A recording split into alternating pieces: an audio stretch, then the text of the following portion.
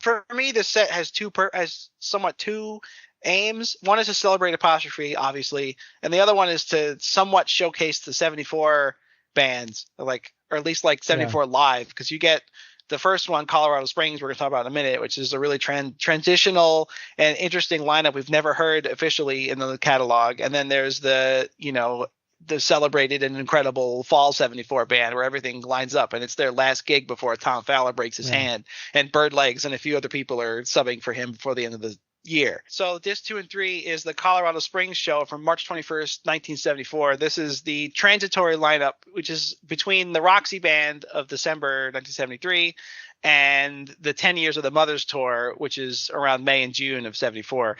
And this band is Frank Zappa on guitar and vocals, George Duke on keyboards and vocals, Napoleon Murphy Brock on tenor sax, flute and vocals, Jeff Simmons on guitar and vocals, Bruce Fowler on trombone and vocals, Tom Fowler on bass, Ruth Underwood percussion, Chester Thompson on drums and percussion, and Ralph Humphrey on drums and percussion. The big difference is that Jeff Simmons has now entered the band, so this band has become a 9-piece? It's a 9-piece Mothers, yeah. Yeah, so it's a pretty large band.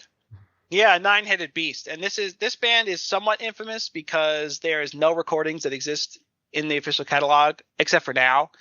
And from what I understand, most of the recordings that people who have heard bootlegs have been pretty rough in sound quality.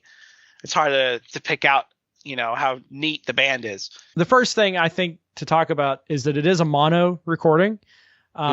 So it's not going to be the fidelity of a Helsinki, Finland, or Token of His Extreme, or even the Roxy performances.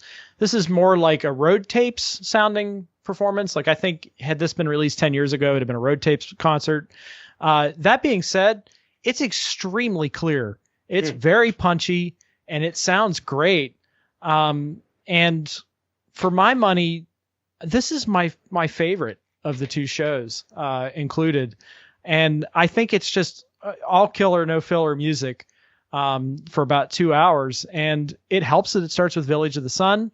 And it's in my opinion, the proper arrangement of Village of the Sun, the one that's sincere and doesn't sound like they're bored with it.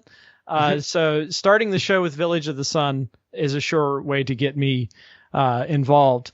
But I thought I'd also mention that I love hearing the early version of Andy called Is There Anything Good Inside of You? I love hearing Florentine Pogan, and any opportunity to hear the King Kong Chunga's Revenge, Son of Mr. Green Jeans medley, I'm all here for. So guys, how do we feel about Colorado Springs, 21st of March, 1974? It's a damn good show. Yeah. Incredible set list. This period of Idiot Bastard Son is probably my favorite arrangement of that song. Yeah. It's very dreamlike. Yeah. This band is kind of like it's almost like the Roxy Band again, but there's a lot of new stuff and a lot of transitional stuff. I think a lot of the stuff that's on this particular concert is kind of like like I said before, transitional. It's like a shift from the Roxy arrangements to the Fall 74 arrangements of stuff with some new songs. You get what is it? Andy and Florentine Pogan. Florentine Pogan, that's the word. Yeah, both of those songs premiere on this band. And it's very cool to hear those songs, especially Andy. I think Andy sounds really neat here. Yeah, that's this particular arrangement of Andy is, I think, the closest thing Frank did to actual prog rock. That's a great point. Yeah, it's extremely proggy. Is There Anything Good Inside of You was a complete revelation for me, because it's one of those things that it blew my brain, and I'll never hear Andy the same again, because that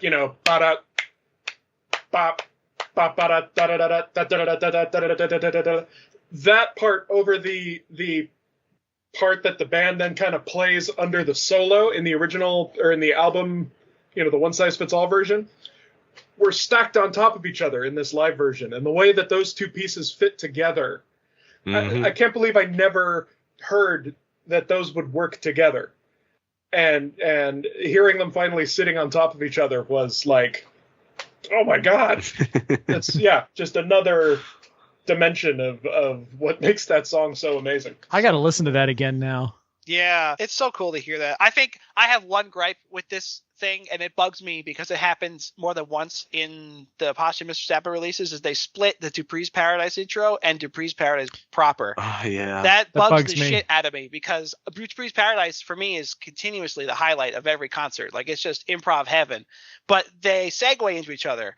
Like, it's, there's room on the disc. They could have ended disc 1 of this with Montana, and then Dupree's Paradise intro would start on disc 2. Or sorry, disc whatever it is, disc 3 of the set. At least they are nice enough to include an overlap. I mean, I added those parts together. Yeah. Because they overlap, so you can sync them and that's just right. chop them out. There you go. I also think it's really neat to hear, like, the redunzel is morphing quite a bit. Like, Yes. redunzel is becoming what it is in the fall, which is like one of the most amazing things in the whole catalog. I love the original Solo Fest of redunzel, but now the We Could Share a Love section is here without lyrics, and it slowly becomes, it doesn't have the like gorgeous melody that the fall band plays yet, but it's close. The We Could Share Some Love, of course, it's Babbette.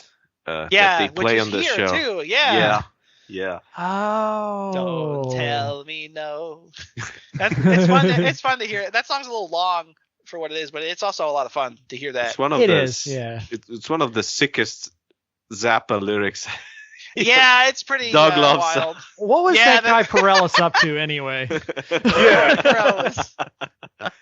We're best served not talking about this too much. For me, a highlight again is Bruce Fowler. Like, always. He's one of the best mothers for me. I adore Bruce's trauma playing. Like, and he's all over this, like, sounding killer on Dupree's Paradise. On the Inca Roads bonus track, which we'll get to, I'm sure, very soon too. He's rips an amazing solo in there. Like, he's just all over the place. A true god of the trombone, as they say. Yeah. And this is a great approximate too. Yeah, it is. Yes. Another Frankadelic. That's more interesting than the fall 74 versions, which I still like, but the one where they start with the theme, then the dance, then the singing, they sing. yeah. I think this it's version great on the film. It is. This version is tighter to me. I like it better. It is. Yeah. I've been collecting Frank Zappa tapes since, I think, the age of time. But this was always one of my favorite periods, like 73 and 74 in general is probably my favorite Zappa live period. And it's true that we do have only a few tapes of this incarnation, because they didn't play that many shows to begin with. The audience tapes sound okay for an audience tape for the 70s, but this is the first time we get to hear this in this quality. And it's a revelation. And I was actually reading an interview with Joe and Ahmet from Super Deluxe, where basically, if I remember correctly, Joe says that this was basically the only usable recording of the tour, because they had many problems. Like one of the vocal microphones didn't came on the recordings usually, like Napoleon's vocal microphone didn't came, or George Duke, so their vocals were not recorded. And then Frank's guitar was overdriven, so this was pretty much the only usable thing. And it's mostly a mono recording. Like, I think the band is in mono, and then there's stereo ambience probably from the audience microphones or something like that. But it sounds pretty great. And actually, Frank had, the 4 tracks. They were a mixed bag in general. Like Halloween 73, the 4-track lineup was a stereo mix, a mono audience mix, and then the 4th track was empty. So you can't even mix that. No. And somehow those shows were released in such great quality. It's a marvel to me. Mm-hmm. So this is why I'm so excited with these new releases, because this is the kind of material that Frank wouldn't touch because of probably quality issues. And now we have the technology and the right people to work on them, and they sound beautiful, and they are all fantastic performances. I mean, I think the discography is actually richer by having this Colorado Springs show on it. I agree. Absolutely. Yeah. Beautifully said. Yep. It was kind of a revelation for me as well. Because I think that I had sort of a not great opinion of the 74 band, but it was based on the Erie show, which I didn't like when I first heard it. And I will say I did rehear it for this discussion, and I was wrong. It's a great show. But you like Edinburgh, you like that. I liked Edinburgh too. But hearing this is one of my favorite recordings of this band, and I share your opinion. 73, 74, I think is some of Frank's best work. So I really enjoyed this, and I know that if you watch my review of Whiskey A Go Go, I was somewhat critical of the improvisations, and I don't always connect with improv like other music fans do, but there was not a single improvised moment on this concert that bored me. It all was riveting to me and felt part of the compositions. So, I'm a big fan of this concert, and I'm glad that it was included too. And just learning about how it was all put together makes me so much happier that it sounds as good as it does, because it is punchy. It's nice and punchy. It's clear. You can hear all the parts. I think if you play this for somebody, they may not know right away how that it was such a hurdle to put together. One thing that I want to mention was how well Jeff Simmons fits in with his his harmonica playing is great. Yeah. And his guitar playing too, because I think he gets lost a little bit on the floor at the years. I mean, he was a capable bass player, but it didn't stick out that much. Yeah.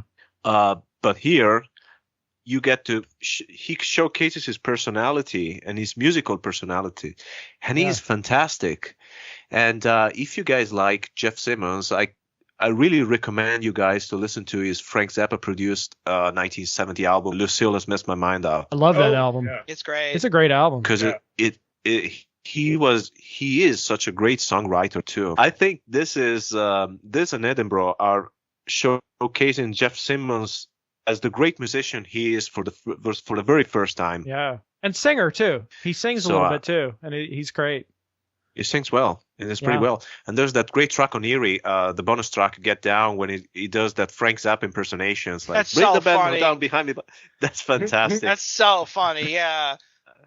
Yeah, I love him. And I love this band, and I love this period. I think this and Edinburgh might be my favorite released shows, Zappa release shows. And the 1970 Palladium 1973 from the Overnight Sensation box set is very close.